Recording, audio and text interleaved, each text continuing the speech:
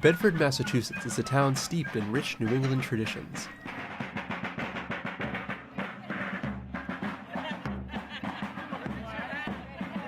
But many of its residents hail from around the globe. I was born in Barcelona, Spain. I was born in London and grew up in London.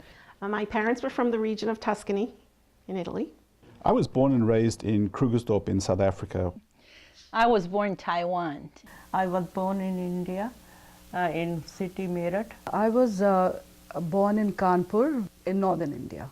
Even though some of the people in our town have moved to Bedford from far away, they stay connected to their unique cultures through the food they cook and share with family and friends.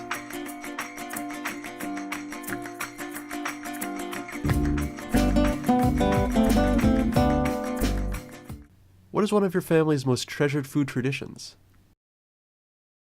Sunday lunch was always a treasured family tradition, both growing up in my home and I know in my husband David's home. You turned up for Sunday lunch, and so too it has been in our family. And it was always a fun meal in the middle of the day, obviously lunch. And generally speaking, it was the time for the roast, the pork, the beef, the lamb, and the vegetables that went with it. And then, of course, there was always a cooked dessert. In the case of my husband and my children, they loved their apple pies. And very often one apple pie wasn't enough. I was out in the kitchen making a couple of apple pies every morning. The conversation was always, and still is always, very interesting around our family table. But it's very much supported by the food that we're taking in. And it all goes together and makes for a very nice sort of family unity. The main cook in my family is me, so I actually arrange my work day to go to the office fairly early and get home in enough time to cook most evenings. And in fact, we make a habit of our family sitting around the table each evening, and that's our family time. And it's always around food and often with a glass of wine, for the adults, of course.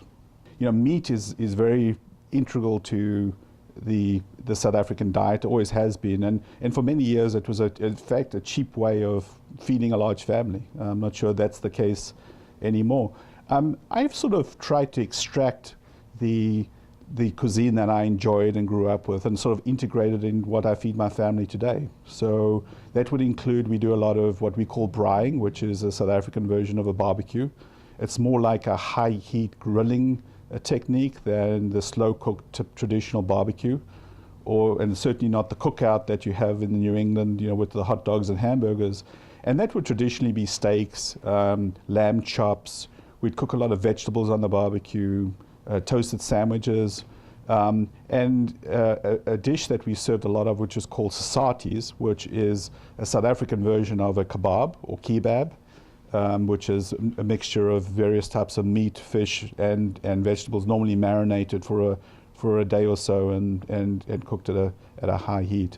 So we always we really fed completely off the barbecue, if you like. So all different, whether it was an appetizer, main course, all the vegetables would generally be barbecued. My parents came to the United States 50 years ago. My father was born in the province of Lucca, closer to the Mediterranean Sea. My mother was born in the province of Siena. Italian cooking is very regional.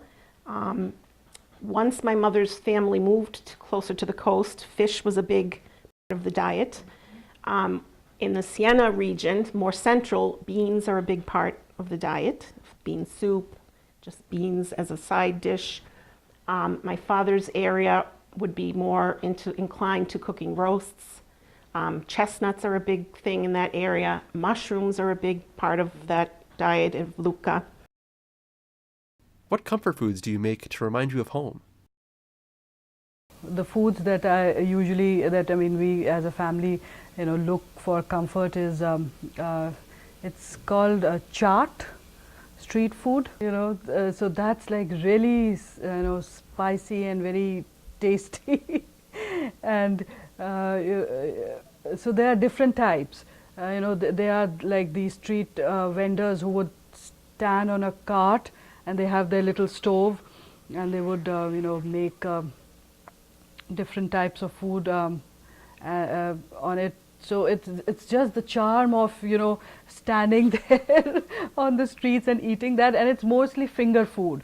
So I mean, they'll give you in disposable plates and all, and you just, you know, eat it while standing there. So that is like, of course, we don't have this over here, so we kind of make it, you know, and luckily now we have all the ingredients available, so we try to recreate that.